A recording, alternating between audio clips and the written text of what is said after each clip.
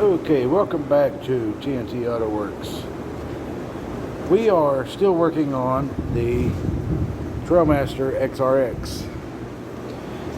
We have the brake cylinder here that, as you can see, is not in very good shape at all. The rod that pushes into here is also rusty. This is supposed to go into here and push, and it is locked up tighter than a wedge. So what we've done, we've ordered a new one of them, we've ordered a new one of these.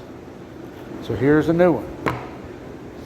Now this one works as it should, and it also has your fitting for your brake line. Brand new, everything's the same.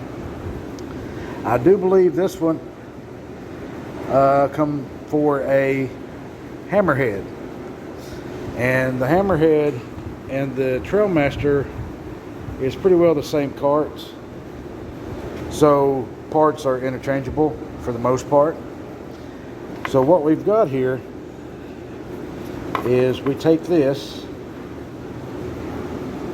and we go into here with it. Excuse me, I'm a one-man show here. So this goes into here like that. The new one will. The new one hasn't come in yet, this piece. So now you can take it and squeeze it together. See that? In theory, that would be pumping brake fluid. So let's get this new one installed, and when this comes in, I'll show the installation of it to the brake pedal on the Trailmaster. Okay, so here we have the front of the Trailmaster. This is your park brake, which you sit down and then you can adjust your brake like so, your park brake. This is where the rod I showed you connects to, comes in here, and the park brake, let me get a better shot at it. The brake works that and pushes that cylinder piece to make the brakes work. I'll get back with you. Okay, now we have hooked the brake line to the master cylinder, and we have made sure that both washers or brass fittings are in the proper place. This is called a banjo fitting. This on the end is a 12 millimeter on this particular model. Your mileage may vary depending on what model you have. So let's get this tightened up.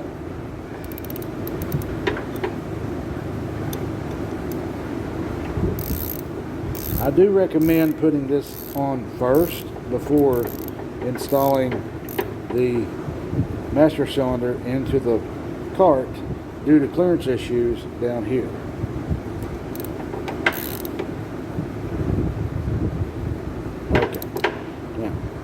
We're not going to put any fluid in yet or bleed this due to the end piece that I have ordered hasn't shown up yet in the mail. Of course, they're sending it snail mail, so you know how that is.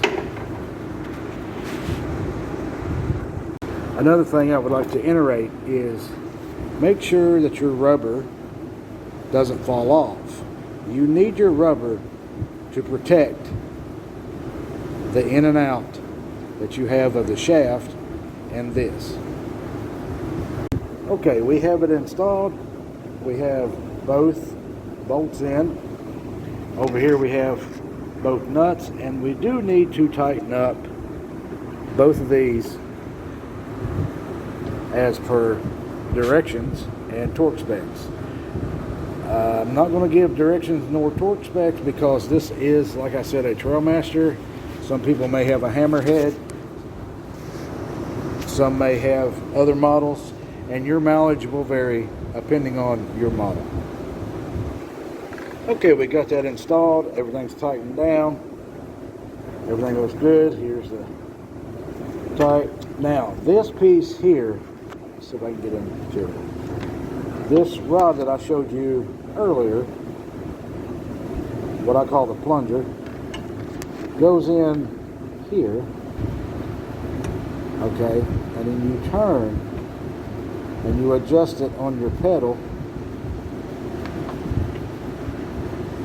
and run your pin and your cotter pin through it, and that holds everything in there. So when you push the brake, this unit here, let me get the part brake out of the way. This unit here pushes this. When you push the brake, this unit moves this way, pushing this rod into this and makes fluid come out through the brake line here with what I said about the banjo fitting. It's called a banjo fitting. So I can get these wires out of the way here, and then it runs your brake line back to your back brakes. We do not have this piece yet due to snail mail taking its old sweet time to get here. But when it does come in, I will show the installation of this into the master cylinder with the protected rubber. You know, you want to protect your shaft. You always, safety first, always protect your shaft with rubber. No grease goes on this. It's just a dry fit. You could possibly put a little bit of grease on, but I don't recommend it. So all this here on this customer's Trailmaster has been replaced and is new. There's the cover for the drive, which is there, which we need to take a look at that. Where these straps are back here, he had a battery, which was a lawn and garden battery, such as this, in its place there. That should have been right here where in the battery compartment, with the strap going from here around the battery down to this back strap or back hook. I have the strap ordered, and I have a battery that's going to go right here in this section here. That's a proper fit for this Trailmaster. Now, I would tell you the battery specs and all that, but yours, like I said, your mileage will vary according to what model, make and model you have. This is a 200, I believe, or a 196, but they call it a 200. The 150 and the Trailmaster XRX takes the same battery, so we should be good there. There's the new piece there that we had installed. We did. It's only 3 bolts, although you have orientation that you can orientate this and mount it, so you can make this up here if you want, or here, even down here, depending on how your motor is orientated.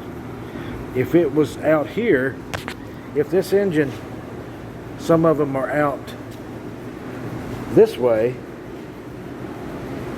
then you can change your pull. Some of them are on top, so you can change your pull from here to here. But this one, because of this rod and these bars, this stowage compartment here,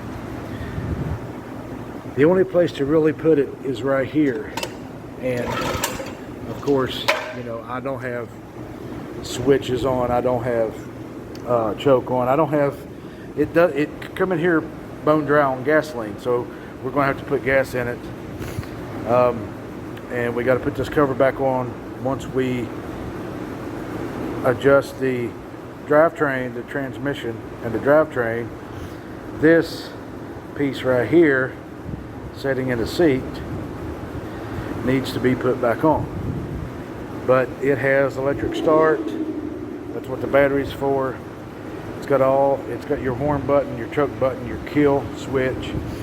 We were down in here working on the brake earlier. You just saw that. It says top or up. And here's your gases here. And your brake is way over there, just like on a car. Some of these you need to be very, very careful. If you think it will not start, some of these have to have the brake pedal depressed for it to even hit and fire. This one does not. I do not believe. I see no electrical plug-in. There was none on the master cylinder. I do believe that is what this is for on the master cylinder, is for an electric plug that just kind of regulates that and lets it know that it's being pushed, so it's a safety feature. But that's it for today. When we get the battery and the strap in, I'll show the installation of that. Basically, this is my first set of videos. This is my first video in this set. This is TNT Auto Works. We are in Kentucky. We'd like for you to like and subscribe.